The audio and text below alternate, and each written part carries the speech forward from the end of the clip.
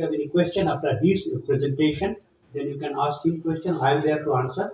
Then we can take your question answer after his kind of presentation. He's going to be a verbal presentation, and he's going to sort of discuss in whatever language you are comfortable.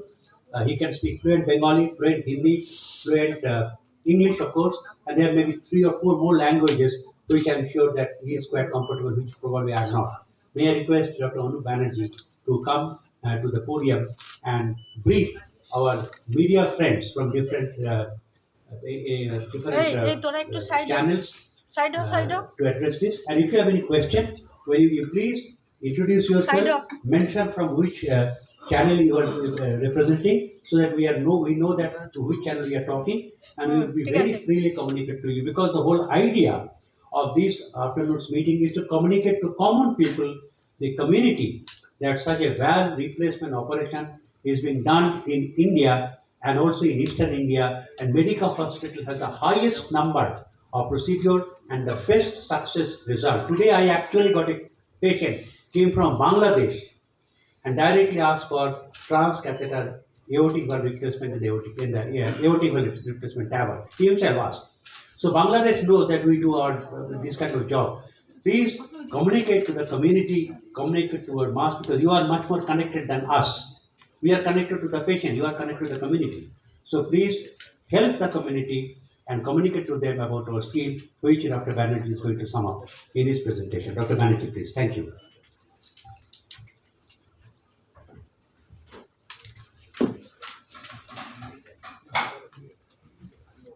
Good afternoon, ladies and gentlemen, and I'm grateful to Team Medica for having given me the opportunity to come and interact with you.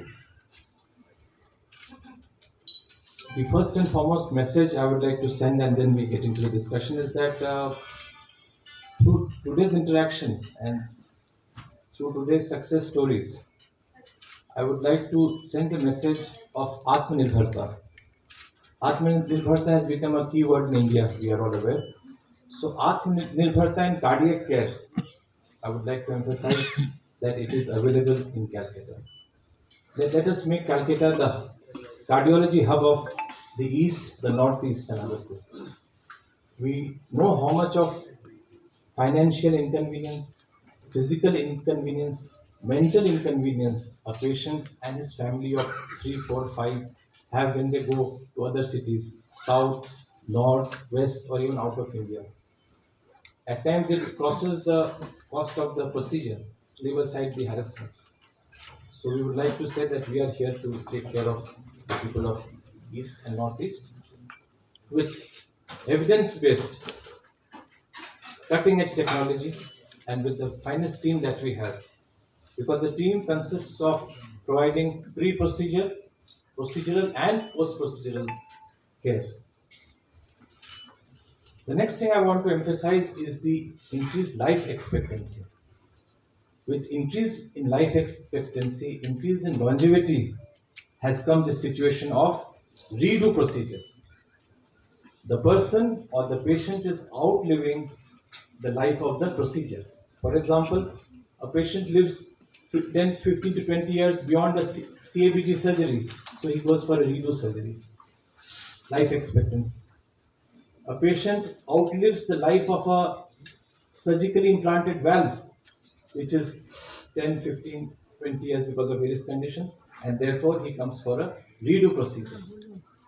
তো এই যে কেসের বিষয়ে আমরা আজকে আলোচনা করব, এটা এই জন্য হয়েছে যে আজকাল আমাদের আয়ু বৃদ্ধি হয়েছে অনেক কারণে, তাতে রোগীর আয়ুটা বেড়ে যাচ্ছে, কিন্তু যে প্রস্থেটিক পদার্থটা শরীরের মধ্যে রয়েছে তার আয়ু কিন্তু শেষ হয়ে যাচ্ছে।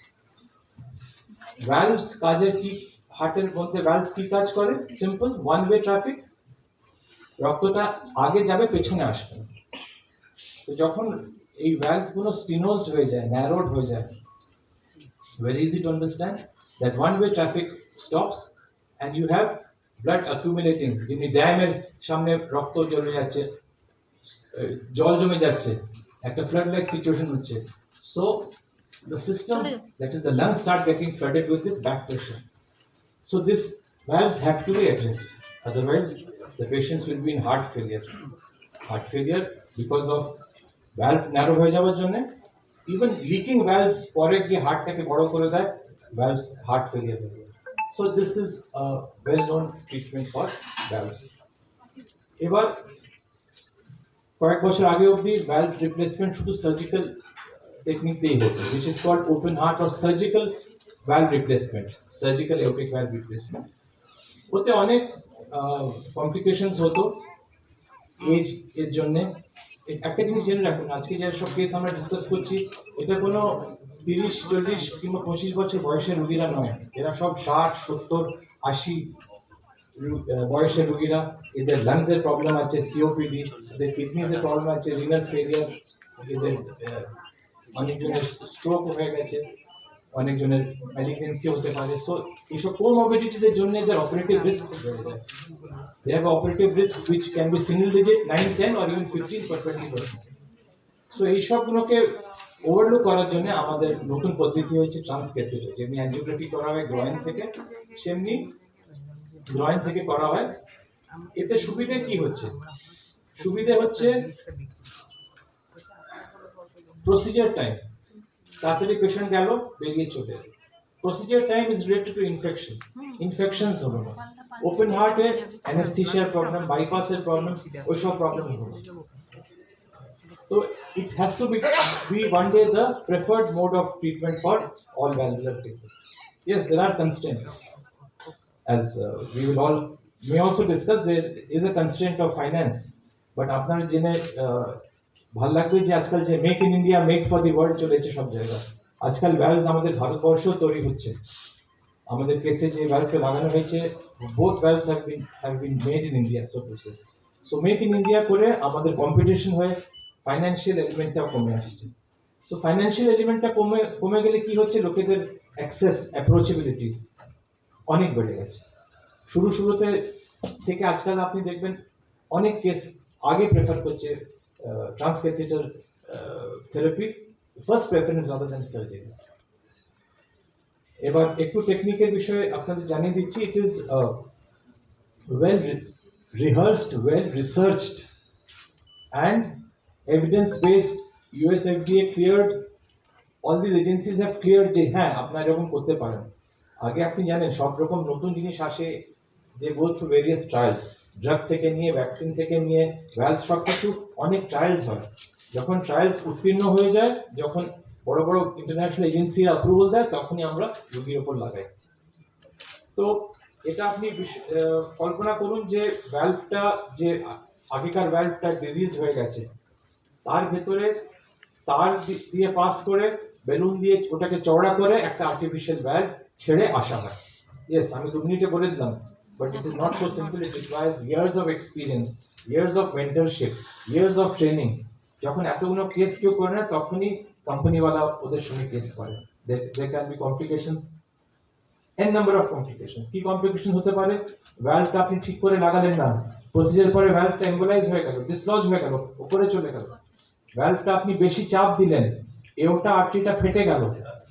ভ্যালভটা আপনি বেশি চাপ দিলেন, নিচে পেসমেকার, ইলেকট্রিক্যাল অ্যাক্টিভিটি কন্ডাকশন সিস্টেমে চাপ পড়লো, পেসমেকার লাগলো। ভ্যালভটা আপনি ঢিলে ছেড়ে দিলেন, উপর নিচে রক্ত যাচ্ছে, প্যারাভ্যালভুলার লিক বলে। ভ্যালভে থ্রম্বাস জমে গেল, আপনার ওটিতে sterility নেই, endocarditis হয়ে গেল। So these are all complications which are associated with this valve. Last day আমি, before Dr. Robin sir takes over again, এই যে আমাদের কেসটা বিচিত্র এই যে এর আগে ভ্যালভ লাগানো ছিল, যে আপনি বললাম যারা ভেরিয়াস কন্ডিশনস, যাদের কিডনি ডিজিজ হয়, যাদের হাইপার ক্যালসিমিয়া হয়, ডিজেনারেশন খুব তাড়াতাড়ি হয়। এই ভ্যালভটা ডিজেনারেট হয়ে ভ্যালভের মধ্যে আরেকটা ভ্যালভ লাগানো হয়েছে। আর 8টা সিটিং এ রুমেটিক হার্ট ডিজিজে দিনে প্রায় 2 ঘন্টার ভেতরেই 2টো ভ্যালভ লাগিয়ে রোগীকে সুস্থ হয়ে বার করা, এটা একটা খুবই ঠাকুরের আশীর্বাদে, আর with the skill of the team আমরা যে করতে পেরেছি, এটা খুবই ভালো। এটা ডিজেনারেটেড ভ্যালভ ছিল, যেটা খুবই তাড়াতাড়ি ভ্যালভটা আবার বন্ধ হয়ে গেছিল, আর উপরের নতুন ভ্যালভটাও ডিজেনারেট হয়ে স্টেনোজ হয়েছিল। প্লাস রোগীর লাঙের অসুস্থ ছিল, ওবেসিটি জানেন তো, সব রকম স্লিপ অ্যাপনিয়া, সিওপিডি সব রকম হয়। তো একের অপারেটিভ রিস্ক ভীষণই বেশি ছিল।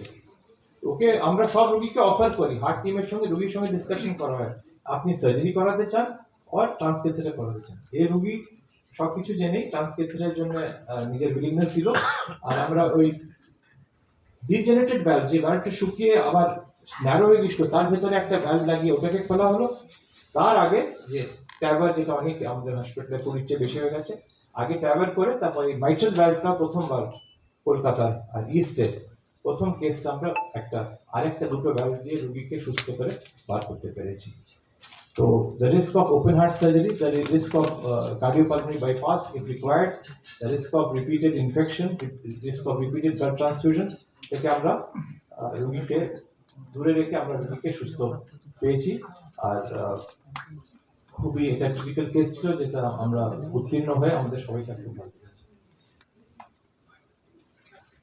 Any question, please feel free to ask question, Dr. Banerjee. সুরিত from Times of Bengal, কত টাকা খরচা হতে পারে যদি তার ডাবল ভালভ, যেটা আপনারা রিসেন্টলি করেছেন? না না, ওটা দিলে কিছু মাইক চাই না, আমরা মাইক আমি খরচাটাই বলছি, যেটা হয় সেটা হচ্ছে যে যেহেতু প্রসিডিওরটা একটু নতুন, সেই অর্থে ভারতবর্ষের নতুন প্রসিডিওর, সেই জন্য যে কোনো ডক্টর ব্যানার্জি বলেন যে কোনো প্রসিডিওর প্রথমবার যখন শুরু হয় মনে হয় যেন খরচাটা বেশি, তো যত বেশি করা হয় আস্তে আস্তে খরচাটা কমতে শুরু করে, ন্যাচারালি অনেক বেশি কনজামশনিক কষ্ট হয়ে যাবে। সেই জন্য এখনো পর্যন্ত কোনো ফিক্সড খরচা বা ফিক্সড প্যাকেজ সেই অর্থে নেই। এগুলো আমরা কেস টু কেস বেসিস, যে সমস্ত পেশেন্টদের হয়তো দেখা যাবে তার বয়স একরকম, তার জিনিসপত্রগুলো কম লাগবে কি বেশি লাগবে, সেই অনুযায়ী এগুলোকে ভ্যারি করা হয়। ভ্যালগুলোর কস্ট কখনো 7 লাখ থেকে শুরু হয়, কখনো 14 লাখ থেকে শুরু হয়।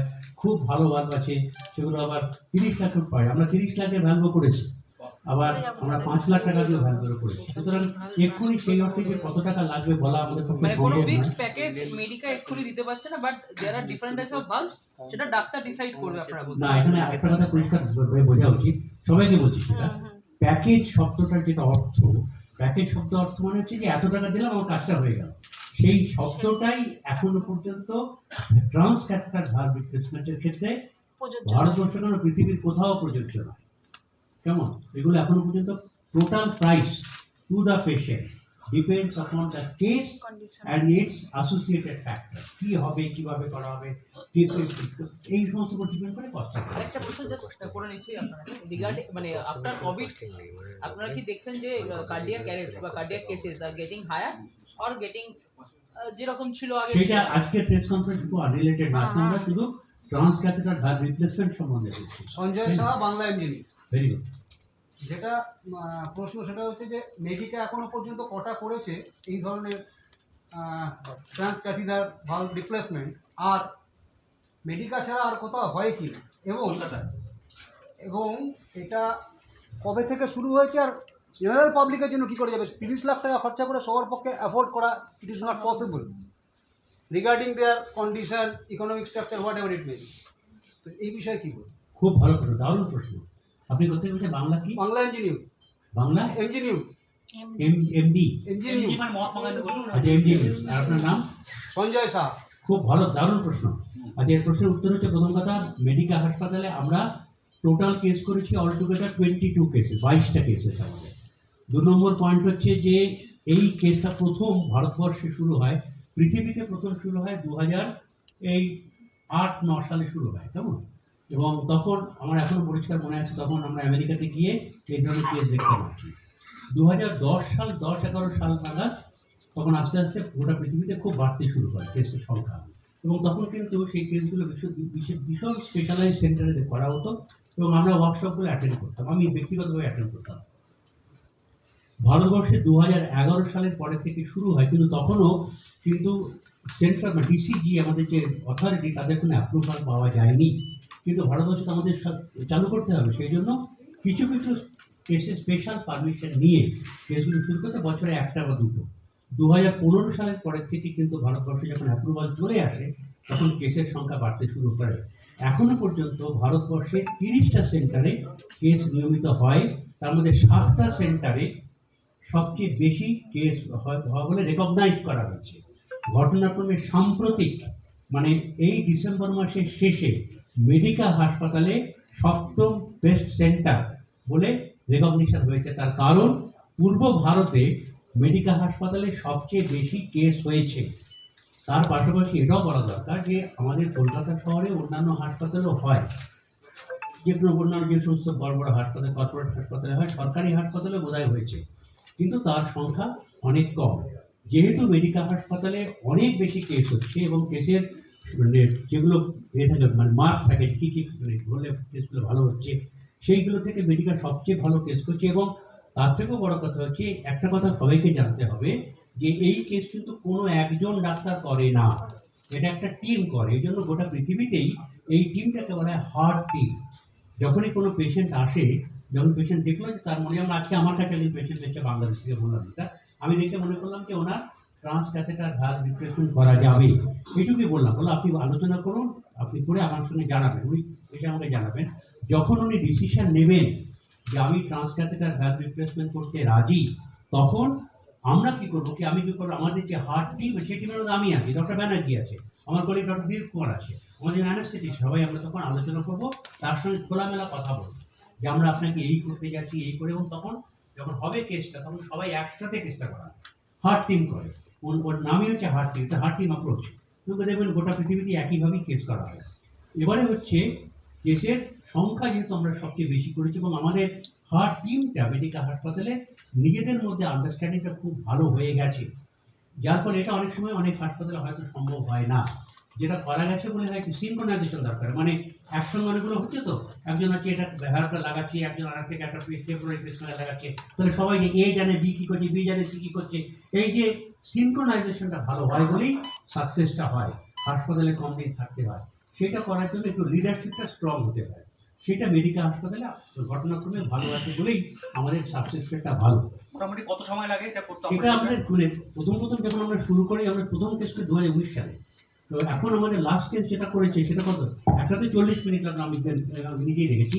আর একটা তোমাদের সাথে বদলে গেছে ওটা দুটো ভ্যান। এটা সাকসেস রেট কিরকম বলছি তো, সাকসেস রেট যে কোনো প্রসিডিওরই পরিষ্কার জানতে হবে যে যে কোনো কার্ডিওভাস্কুলার প্রসিডিওর যাই করি না কেন, ইনফ্যাক্ট জীবনের প্রত্যেকটা স্তরেই, মানে আপনি যেখান থেকে আসছেন সেখান থেকে যদি পিয়ারলেস হাসপাতালে এই হোটেলে আসতে হয়, সেখানেও 100% সাকসেস হয়। কিছু না কিছু কারো না কারো সমস্যা হতেই পারে।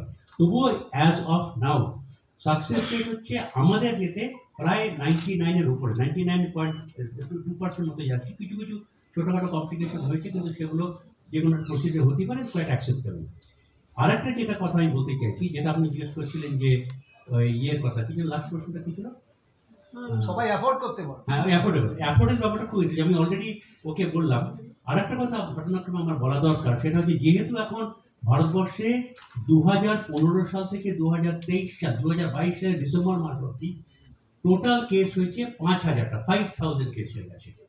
5000 কেসের মধ্যে ইস্টার্ন ইন্ডিয়াতে আমাদের সবচেয়ে বেশি হয়েছে। আমাদের এখানে রিসেন্টলি আবার 100টা মতো কেস, 100টা হবে না, আর একটু কম হবে, 90 এরকম কেস হবে। টোটাল নাম্বারটা আমার এখন মনে নেই, কিন্তু আমরা করেছি 1/4 বেশি আমরা করেছি, তাহলে একটা কথা। এবারে হচ্ছে খরচা, যেহেতু এখন আস্তে আস্তে বাড়ছে, খরচাটা কমছে। তার থেকেও যেটা ভালো খবর হচ্ছে, যেটা সবাই শুনলে খুশি হবেন, যেগুলো বিভিন্ন কর্পোরেট স্কিম থাকে, সেই কর্পোরেট স্কিমের মধ্যে কিন্তু এই ট্রান্সক্যাথেটার ভ্যালভ রিপ্লেসমেন্টটা লিস্টেড হয়ে গেছে। যার ফলে হচ্ছে কি, যেমন ইন্স্যুরেন্স কোম্পানি আগে ছিল না, এটা ইন্স্যুরেন্স কোম্পানি গত বছর 22-তে এটাকে অ্যাপ্রুভ করে দিয়েছে। তার মানে কারো যদি ইন্স্যুরেন্স করা থাকে, 10 লাখ 20 লাখ টাকা যদি ইন্স্যুরেন্স করা থাকে, তো ইন্স্যুরেন্স কোম্পানি পুরোটা রিইম্বার্সমেন্ট করে দেবে। তারপরে এই আমাদের কিছু কিছু কর্পোরেট যেমন CGHS for example, CGHS approve করে দিয়েছে। তারপরে হচ্ছে আমাদের আর্মিতে ইসিএইচএস অ্যাপ্রুভ করে দিয়েছে। আমরা চেষ্টা করছি আবার ওয়েস্ট বেঙ্গল থেকেও, যা ডব্লিউবিএইচএস, এগুলো বিভিন্ন জায়গা থেকে আমাদের ডক্টর ভরদ্বাজ এবং ওনার টিম চেষ্টা করছে অ্যাপ্রুভাল পেতে। আমি নিশ্চিত যে এই ভ্যালভের রেজাল্ট যেহেতু ভালো, আর কে আর একটা বড় হার্টের অপারেশন বুক কেটে করাতে চায়, তাই না? ভেন্টিলেটর শুয়ে থাকবে 7 থেকে 10 দিন, 12 দিন বাদে বাড়ি যাবে, তারপরে 2 মাস বাদে স্বাভাবিক জীবনযাত্রা করবে। ন্যাচারালি প্রত্যেকটা মানুষই তার কথা বোঝে, এবং যারা ইন্স্যুরেন্স কোম্পানিতে আছে বা যারা বিভিন্ন এই কর্পোরেটে আছে, তারাও তো মানুষ, তারা তো বোঝে, ন্যাচারালি তারা অ্যাপ্রুভ করে দেবে, এবং অ্যাপ্রুভ অনেকটা হয়ে গেছে। সেটা একটা কারণ যে আমাদের পেশেন্ট সংখ্যাগুলো বাড়ছে। আমি আপনাদের সকলকে রিকোয়েস্ট করব যে এটা আপনারা জানিয়ে দিতে, যে এই ধরনের ফেসিলিটি ইন্স্যুরেন্স থেকে অ্যাপ্রুভ এবং বিভিন্ন কর্পোরেট সেক্টরে অ্যাপ্রুভ আছে, ইনক্লুডিং সিজিএইচএস এবং অন্যান্য স্কিম, এবং আরও অন্যান্য স্কিমে অ্যাপ্রুভাল হয়েছে। যত হবে তত একদিকে যেমন দামটা কমবে, লোকের কাছে অ্যাফোর্ডেবিলিটি অ্যাকসেপ্টেড হয়ে যাবে। সেন্ট্রাল গভর্নমেন্ট হেলথ স্কিমে অ্যাপ্রুভ হয়েছে আপনি বললেন, মানে সিজিএইচএস এ অ্যাপ্রুভ হয়েছে, তাহলে রাজ্য সরকার যে স্বাস্থ্যসাথী কার্ড বার করেছে তাতেও কি অ্যাপ্রুভ? না, এখন পর্যন্ত সেটা হয়নি। তার কারণ তার আগে রাজ্য সরকারকে আয়ুষ ইন্ডিয়া যেটা আছে সেন্ট্রাল গভর্নমেন্ট পাচ্ছে সেন্ট্রাল গভর্নমেন্ট তার কারণটা হচ্ছে আমি জানি না কারণটা কি, আমার সময় লাগে যে কোশ্চেন টাইম লাগে। এই যত মানে এই এখন মুশকিল হচ্ছে আমাদের কাজ হচ্ছে আমরা ডাক্তার, আমাদের কাছে ডাক্তারি করা, আমাদের কাছে অ্যাপ্রুভাল নেওয়া না। আপনারা হচ্ছে মিডিয়ার লোক, আপনারা যত বেশি বলবেন লোককে তত লোকেরা জানবে, তাহলে কি জানবে। যেটা স্বাভাবিকভাবে একটা মানুষের মনে প্রশ্ন জাগে যে যদি আইএমএ এটাকে অ্যাপ্রুভ করে তাহলে তো ইন্স্যুরেন্স কোম্পানি অ্যাপ্রুভ করা উচিত। আমি জানি না সেটা, সেই নিয়মে তো আমি তো আইএমএস কোনো মানে পদাধিকার নয়, আইএমএ যারা পদাধিকার তারা বলতে পারবে। প্রাইভেট চিকিৎসাতে লাগাবার চার্জ বেশি, আমরা যা আয়ুষও করছে তার থেকে ডক্টরদের ফিস বেশি। না না, ডাক্তারদের আমরা জানিও না, ওইভাবে ভাবিও না। আমরা ভাবি যে একটা ভালো কেস হচ্ছে, রুগী বাড়ি থেকে ভালো, ওটাই প্রাথমিক ভাবনা। কিন্তু আমার মনে হয় this is a very challenging case, very innovative technology. আমাদের প্রত্যেকের আমরা নিজেদের মধ্যে